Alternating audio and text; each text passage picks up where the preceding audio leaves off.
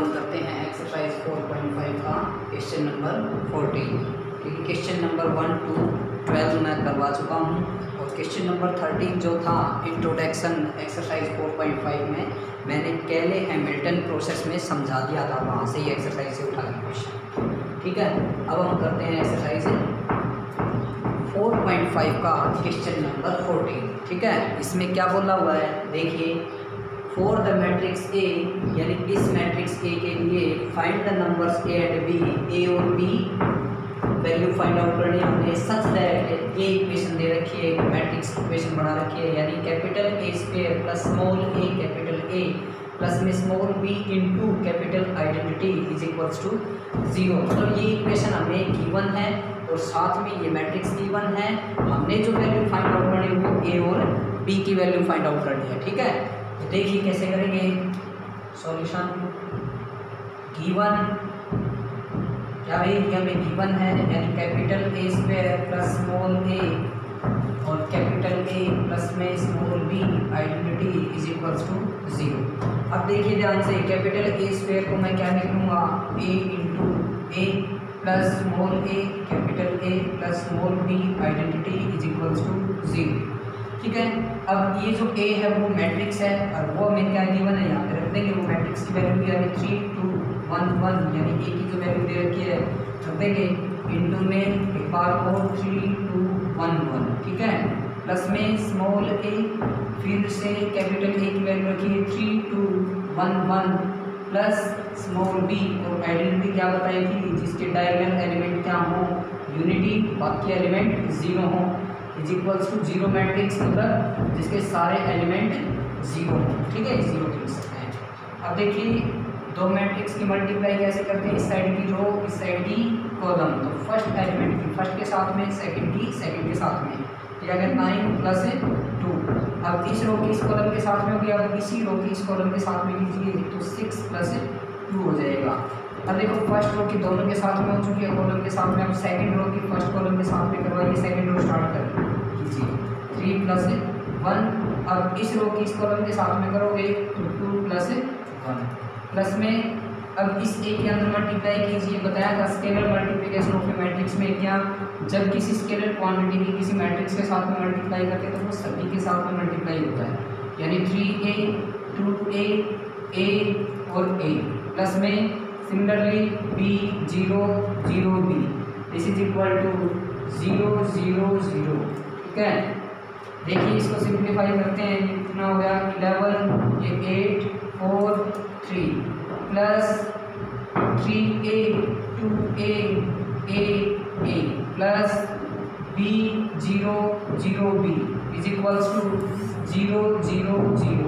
ठीक है, अब देखिए इसको ऐड करना है, दो मैट्रिक्स के बीच में प्लस है तो ऐड कीजिए 11 plus 3a। Addition of matrix क्या है, कोरस्पोंडिंग एलिमेंट्स ऐड होते हैं, यानी a11 में a12 में a21 में a22 में। तो बोलिए अब क्या आया, 8 प्लस 2a और 4 प्लस a, मतलब ये इसमें ऐड हो जाएगा, ये इसमें 3 प्लस a प्लस में b 0 0 b is equals to 0 0 0। ठीक है, अब क्या करना है, सिंप्लीफाई करना है। देखो अब इन दोनों मैट्रिक्स को प्लस कर लेंगे, बोलिए क्या आएगा, यहाँ पे लिख देता हूँ 11 प्लस 3a और प्लस में b। ठीक है, फिर ये एलिमेंट इसमें ऐड होएगा 8 प्लस 2a, इस तरह से ये एलिमेंट ये इसमें ऐड होएगा यानी 4 प्लस a, फिर ये एलिमेंट इसमें ऐड होएगा यानी 3 plus a plus b this is equal to 0 0 0 0। ठीक है, अब दो मैट्रिक्स इक्वल होगी तो कॉरस्पॉन्डिंग एलिमेंट्स इक्वल होंगे। आगे लिखना क्या, above matrices are equal, therefore corresponding elements are also equal। ठीक है, सो क्या भाई पहला एलिमेंट पहले की को रख देंगे, दूसरा दूसरे का। अब देखिए जो इजी हैं एलिमेंट वो रख देते हैं, जैसे आसानी से जो वैल्यू आ जाए उनको रख दीजिए। जैसे 4 + a = क्या रख देंगे 0, 4 + a = 0, तो a की वैल्यू क्या है -4। देखो यहाँ से इजी है ना। इसी तरह से देखो निकलेगी सभी में सेम ही, लेकिन किसी को रख सकते हो। देखो अब मैं इस एलिमेंट को इसके इक्वल रख देता हूँ, यानी 3 + a + b = 0, इसको इक्वेशन नंबर 1 मान लो। अब देखिए a की वैल्यू -4 आ चुकी है, ये a की वैल्यू यहाँ पे रख देंगे, यहाँ पे लिख देंगे using the value of a in equation 1, ठीक है।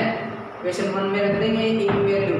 देखो 3 + -4 हो जाएगा, क्योंकि a की वैल्यू -4 यहाँ पे रखेंगे, प्लस में b = 0, -1 + b = 0, b की वैल्यू क्या है भाई 1। यही हमने निकालना था, a और b की वैल्यू फाइंड आउट करनी थी।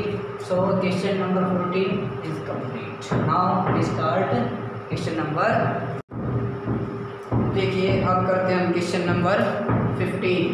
क्वेश्चन नंबर 15 में देखो हमने क्या करना है, ये मैट्रिक्स दे रखी है, ठीक है। इस मैट्रिक्स के लिए ये मैट्रिक्स इक्वेशन हमने सेटिस्फाई करवानी है, यानी =0 लेके आना है। फिर हमने इनवर्स ऑफ ए भी फाइंड आउट करना है। तो देखो ये कौन से मेथड से निकलेगा, याद आ रहा है 3 मेथड्स बताए थे मैंने। एक तो एलिमेंट्री रो ट्रांसफॉर्मेशन मेथड, ये तो लगेगा नहीं क्योंकि उसमें लिखा होता है ऊपर elementary row transformation method. Next one फिर डायरेक्ट मेथड। डायरेक्ट मेथड में ये अगर चीज़ नहीं दी होती है डायरेक्टली ये पूछता इनवर्स बताइए, तब वो डायरेक्ट मेथड लगाते। अब क्या लगेगा, कैले हैमिल्टन प्रोसेस। मैंने बताया ना, जब किसी मैट्रिक्स को किसी मैट्रिक्स इक्वेशन में सेटिस्फाई करवा के फिर इनवर्स पूछे, तब वो प्रोसेस होता है कैले हैमिल्टन प्रोसेस, ठीक है। तो वही यहाँ पे करने जा रहे हैं। पहले तो इस मैट्रिक्स को इस मैट्रिक्स इक्वेशन में सेटिस्फाई करवाएंगे, ठीक है। उसके लिए देखो हमें क्या क्या चीज़ों की जरूरत पड़ेगी, a स्क्वायर की और a क्यूब की। तो पहले a स्क्वायर फाइंड आउट कीजिए। a स्क्वायर को क्या लिखेंगे, a × a, ठीक है। a मैट्रिक्स को लिखिए 1 1 1 1 2 -3 2 -1 3, ठीक है, इंटू 1 1 1 1 2 -3 2 -1 3, ठीक है। अब इन दोनों की मल्टीप्लाई करनी है। देखो इस साइड की रो, इस साइड की कॉलम, पहले एलिमेंट की पहले के साथ में, दूसरे के साथ में, तीसरे के साथ में। बोलिए क्या रहेगा 1 + 1 + 2। फिर इस रो की इस कॉलम के साथ में 1 + 2 - 1। फिर इस रो की इस कॉलम के साथ में 1 + माइनस हो जाएगा 3, फिर +3। फिर नेक्स्ट वन इस रो की इस कॉलम के साथ में 1 + 2 - 6। फिर वही 1 + 4 -3 हो जाएगा, ठीक है। फिर 1 -6 - 9। फिर इस रो की इस कॉलम के साथ में 2 - 1 + 6। फिर 2 - 2 - 3। फिर वही 2 -3 + 9। इसको सिंप्लीफाई कर लीजिए। देखो मैट्रिक्स मल्टीप्लिकेशन में बता दूँ हम कैसे करनी है। इस साइड की रो, इस साइड की कॉलम, ठीक है। देखिए कितना हो गया, 4 2 और 1 और यहाँ पे 2 + 1 3 -6 -3 हो गया। 4 + 1 5 + 3 8, यहाँ पे माइनस का 14 और यहाँ पे 7, यहाँ पे -3, यहाँ पे ये आ गया हमारा a स्क्वायर, ठीक है। अब निकालेंगे a क्यूब और, क्योंकि a क्यूब की और जरूरत पड़ेगी। a क्यूब को क्या लिखेंगे, देखो ध्यान से, a स्क्वायर × a, ठीक है। अब देखिए a स्क्वायर को क्या लिखेंगे, देखो a स्क्वायर हमने निकाल रखा है।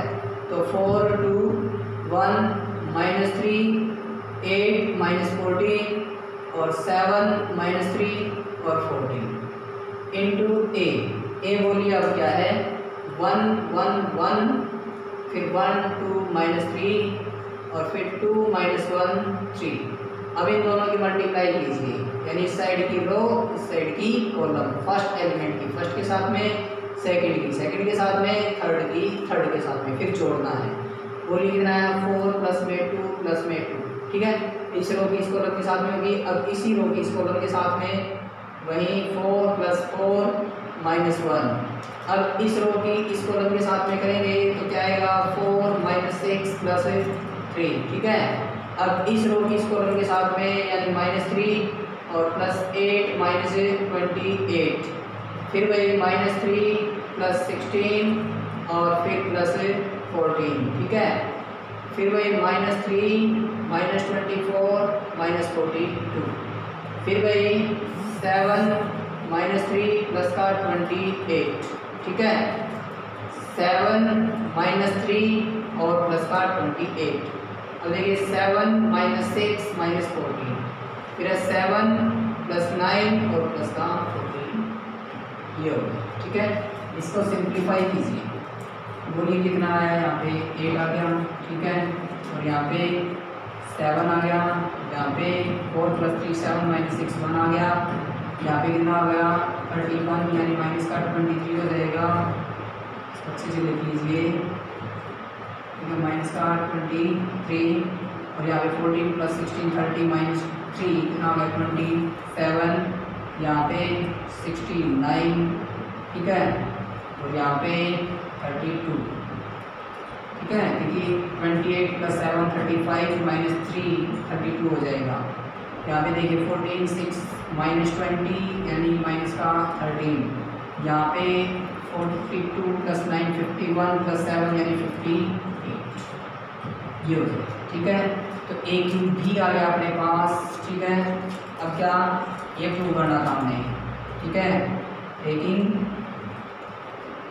लेफ्ट हैंड साइड, अब जो प्रूव करना है उसकी लेफ्ट हैंड साइड देगी, यानी a³ - 6a² + 5a + 11i = 0 आना चाहिए। ठीक है, अब देखिए a³ क्या था 8 7 1 - 23 27 - 69 32 - 30 और 58 -6a² बोलिए, a² क्या था 4 2 1 -3 8 -14, फिर है 7 -3 और 14, फिर है +5a, ये क्या है भाई 1 1 1, फिर है 1 2 -3, फिर है 2 - 1 और 3 है। ठीक है, और प्लस में 11i यानी 1 0 0 0 1 0 0 0 1। ठीक है, अब देखिए इसको लिख लेंगे 8 7 1 - 23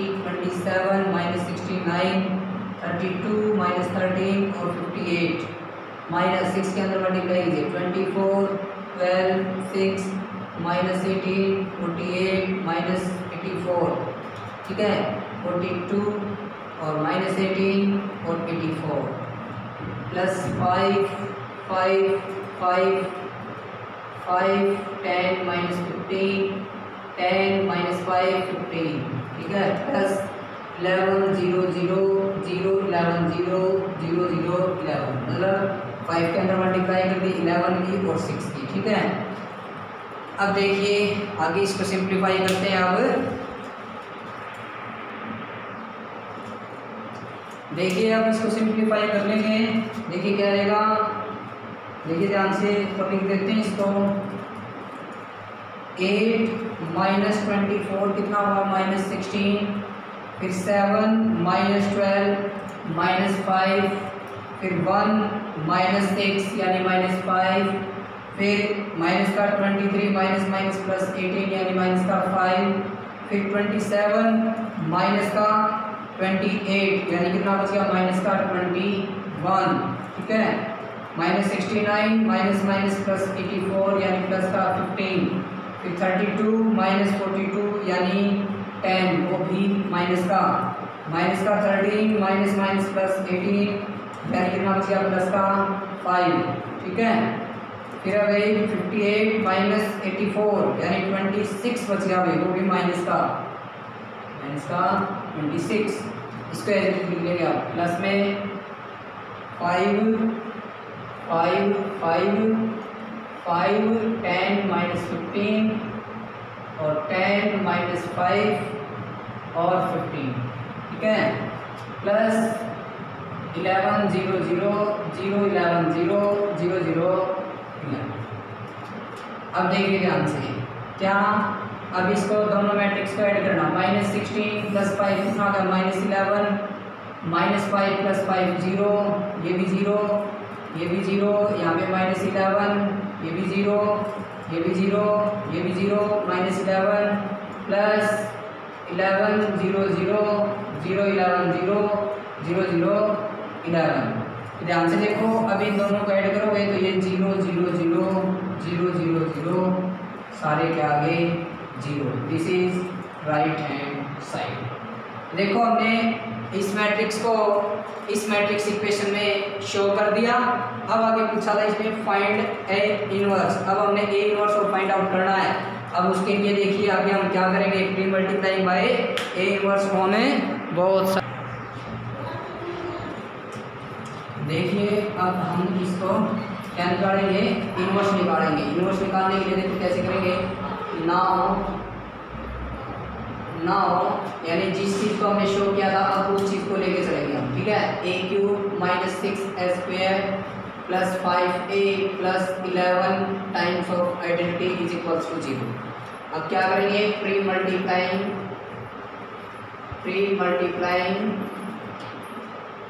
bye A inverse on both sides. दोनों साइड ए इनवर्स से मल्टीप्लाई कर देंगे। तो देखिए जब भी प्री मल्टीप्लाई होती है ना, जिस भी क्वांटिटी को मल्टीप्लाई करते हैं यानी गिवन मैट्रिक्स से पहले लिखी जाती है, उसकी मल्टीप्लाई पोस्ट मल्टीप्लाई में बाद में लिखा जाता है, ध्यान रखना। यानी A inverse into A cube minus 6 times of A inverse into A square plus 5 times of A inverse into A plus 11 times of A inverse into I is equals to 0। इस साइड ए इनवर्स से multiply करोगे 0 ही रहेगा, ठीक है। अब इस ए cube को तोड़ दिया मैंने, क्या लिख लिया, ए स्क्वायर इंटू ए।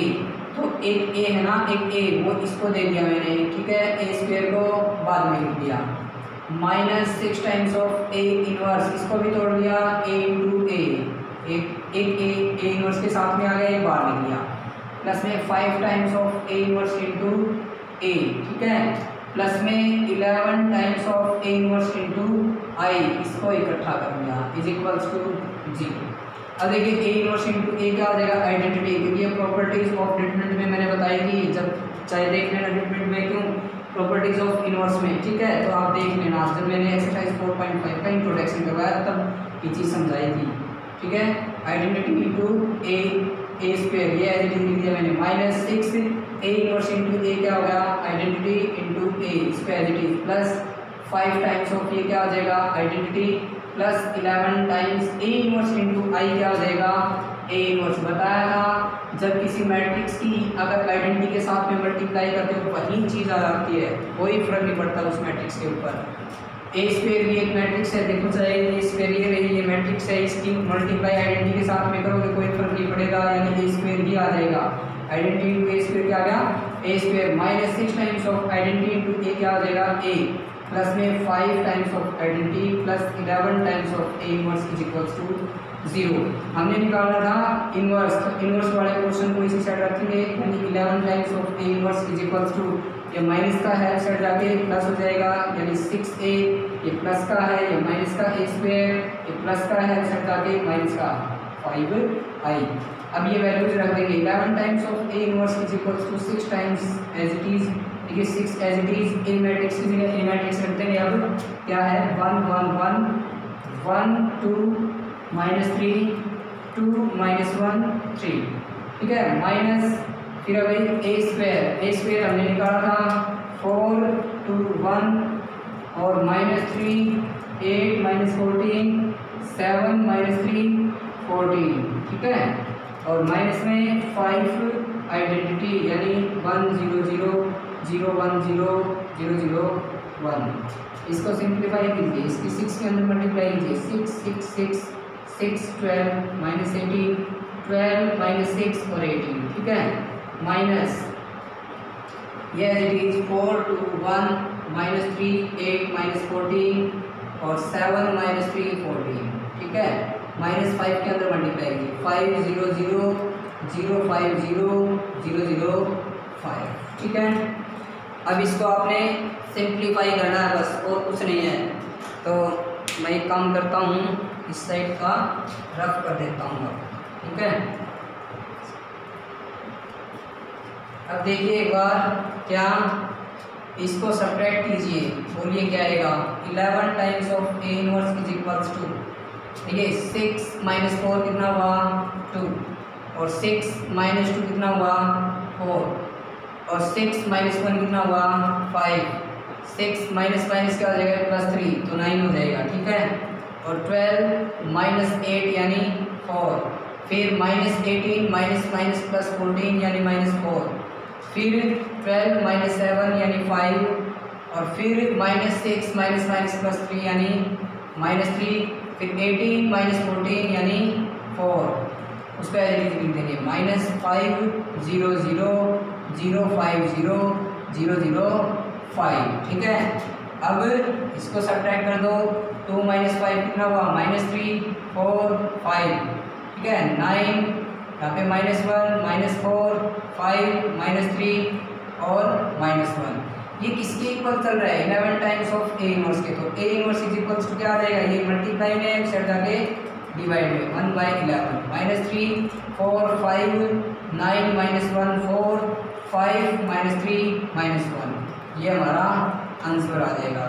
अगर आपने वेरिफिकेशन करनी है अपने आंसर की तो क्या करो आप, ये जो ए इनवर्स आया है आप इसकी इस ए के साथ में मल्टीप्लाई कर लीजिए। अगर वो आपकी आइडेंटिटी बन गई तो समझना कि हमारा आंसर बिल्कुल सही है, अगर आइडेंटिटी नहीं बनी तो समझना कि हमारा जो आंसर है वो गलत है। ठीक है, वेरिफिकेशन भी कर सकते हो अपने आंसर की। अब सुनिए, जो क्वेश्चन नंबर 16 है वो भी सेम है, इसमें भी वही इसी प्रकार दे रखा है। ए मैट्रिक्स है वो 3 ऑर्डर की है और इक्वेशन इसी तरीके से दे रखे है, a³ - 6a² + 5a की बजाय इसमें 9a दे रखा है, और यहाँ पे +11 आई है, यहाँ पे -4 आई है। सेम है एज इट इज़ है, लास्ट में इसमें भी ए इनवर्स पूछ रखे हैं, इसमें भी ए इनवर्स, तो खुद करना एज इट इज़ है। ठीक है, अब देखिए next question, question number 17। Question number 17 देखिए क्या बोला इसने, let A be a non singular matrix of order 3 × 3।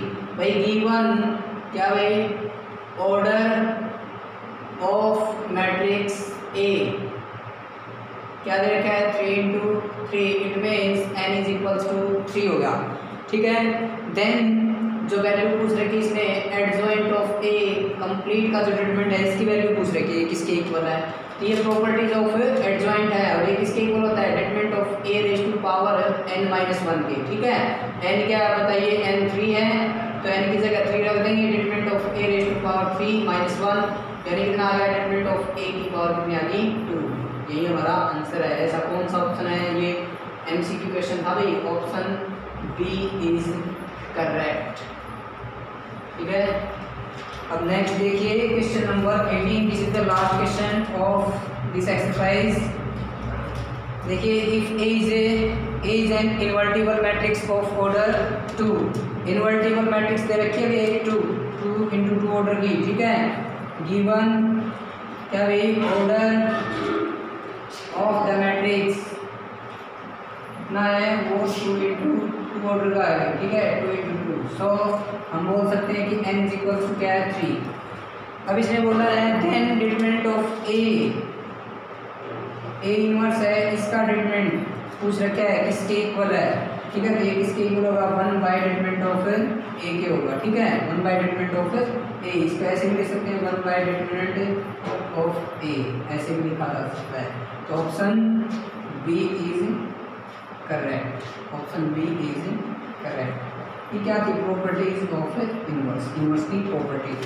इस तरह से हमने एक्सरसाइज 4.5 को कंप्लीट कर दिया। Okay, thank you.